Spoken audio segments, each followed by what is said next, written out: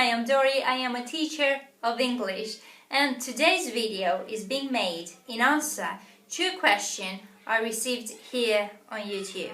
It really is a great question because it is a common problem in IELTS reading.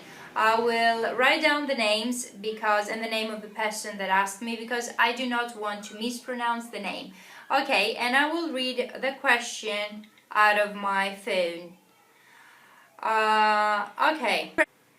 I want you to show me the tips to distinguish clearly the choice of false or not given.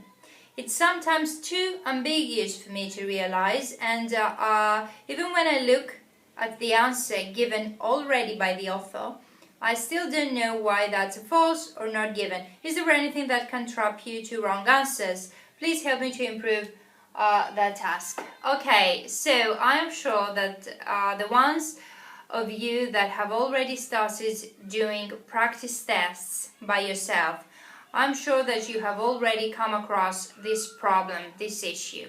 Well, actually, there are no rules or tips that can guarantee 100% success on this issue no matter what.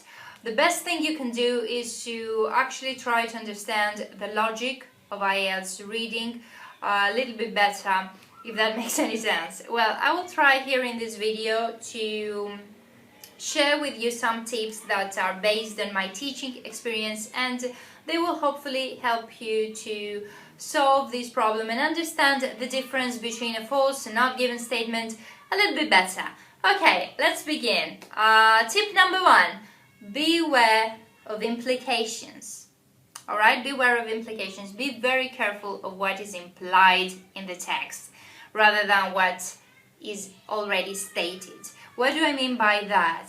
Sometimes a statement is implied all over the text as being true or false, but it is never clearly stated. So you assume that it must be false or it must be true, but you cannot find proof for it. It's just all over, you know? So when you cannot find proof for something, or you cannot be specific about an answer, about something, then be very careful because this might be a not given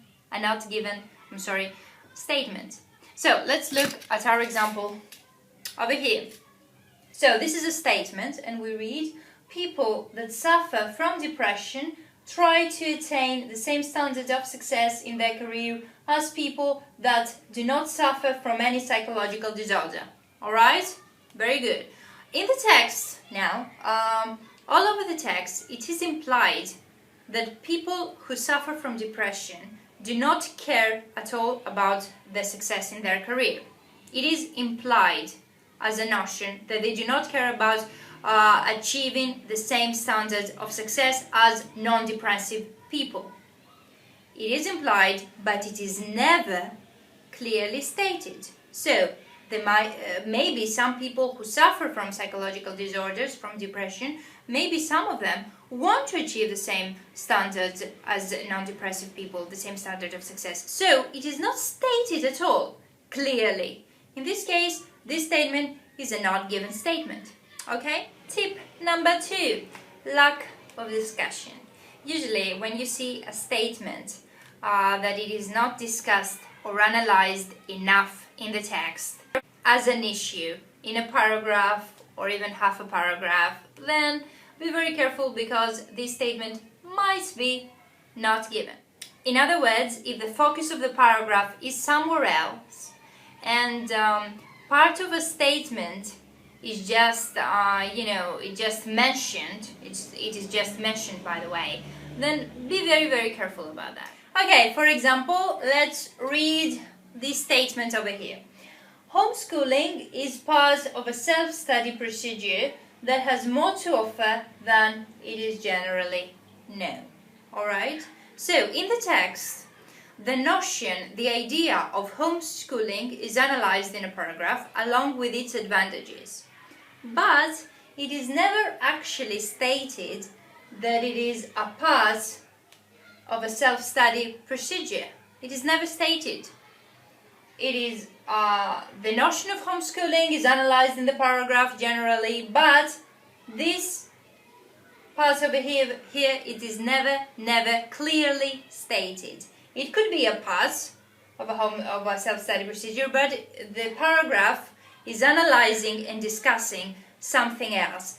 So this is not given. The part of that it has more to offer than is generally known, it may be analyzed in the paragraph in terms of homeschooling's advantages, but this is not. So this is a not given statement, okay? And this takes us to the next tip. Tip number 3, if you cannot see it, well, that doesn't mean it doesn't exist. Okay, what do I mean by that? Let's take again the previous example, that homeschooling is part of a self-study procedure that has more to offer than it is generally known. So, the part that homeschooling is part of a self-study procedure, it is never stated in the text, okay? That doesn't mean that this is false, because it may be a part, homeschooling, a part of a self-study procedure. We just don't know it. We're just not given this kind of information. This statement over here would be false only in case that in the text we were told something like, well, homeschooling is supposed to be a part of self-study procedure, but it is actually not that way because blah blah blah blah blah, etc, etc, etc. You know what I mean? Similarly, we move on to tip number 4, beware of omissions. Pay attention to what is omitted between the text and the statement rather than what they have in common. For example, let's see here this example. Let's just say that in the text says something like that. Having a family makes people feel more secure, blah blah blah blah blah, etc, etc, etc, yada yada yada. And we have this statement over here in the task, and that says having a large family enhances security. So this statement over here is a not given statement. Why? Because in the text, no one ever mentioned the size of the family. No one ever talked about a large or a small family making any difference. In the text, the writer just wrote about any family at all makes people feel more secure. He or she, the writer, didn't say anything about the size of the family that makes a difference, okay? So, in terms of size, we don't know anything. So, this statement is not given. It is tricky, I know, but this is the nature of these tasks. They are meant to be tricky and confusing, so you just have to understand a little bit better the logic of IELTS reading, okay? Tip number 5, beware of explanations. All parts of a statement must agree or disagree with the text. For example, let's see this statement over here. The population of wild ants increases at such a fast rate because they constantly need new members in the ant community. Okay, so in the text there is a whole paragraph saying that the population of wild ants is indeed increasing at a very fast rate, but the writer never gives a reason for that. The writer never tells us why this happens. He or she, the writer, just tells us that it happens in a whole paragraph. So we don't know the reason for it. It could be because they constantly need new members in the ant community. We just don't know it. So it is not given.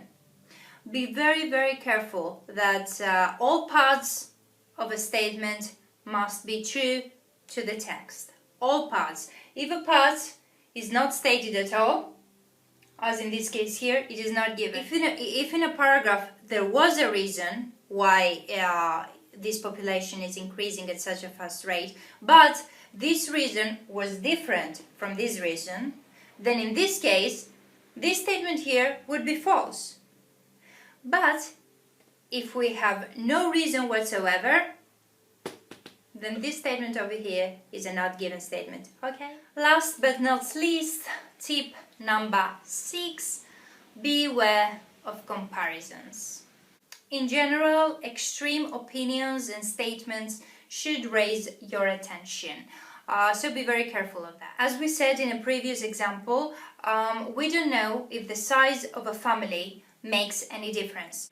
So similarly, for example, in this statement, bus is the most convenient form of public transportation. When we see these phrases, the most convenient, the most beautiful, the best, the worst, we should pay attention to find information and proof in the text, because maybe this is not the case if you see extreme views and opinions like that. So we should find it in the text, if it's true, if it's false, or maybe not given as the large size of a family. Okay, in the text it is mentioned that buses are used the most, but not in terms of convenience. We don't know anything about convenience. In the text it just says that they are used the most in terms of frequency. So in this case again, it is not false, it is not true, it is not given, because we don't know if that statement is true or false in terms of convenience. We just have information that buses are used the most, but in terms of frequency. Okay, is that clear? So at this point, if you are not frustrated with reading and these kind of tasks, true, false, not given, yes, no, not given, that's a very good sign. That's good for you. If you are frustrated with academic reading and these kind of tasks, fair enough. Just please don't take it out on me, like most of my students do, as if I have invented IELTS.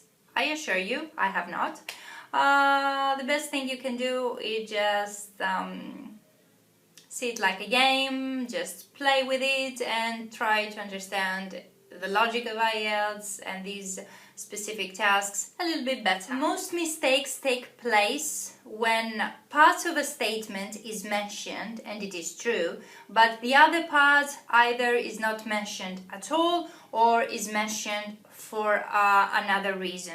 So please pay attention to these kind of statements, okay? Also keep in mind, as we have said in previous videos, that the order of the statements will follow the order of the text. That means that you know when and where you're going to find each statement. The first statement is going to appear, the information of the first statement is going to appear first in the text, the second statement after the first, and so on and so forth. So that really helps if you need to find proof about a statement and you can't find it. Again, these tips are out of my teaching experience. They may work, but they may not work for all of you, but just give them a shot and I do hope they will. In any case, just let me know what you think with your comment. Again, if you have any questions, just leave them down below in the comment section on in Facebook and Twitter. I have added all 3 links down below. And if your question is a common problem, I will make a video out of it. So, thank you very much for watching. Good luck with the exam.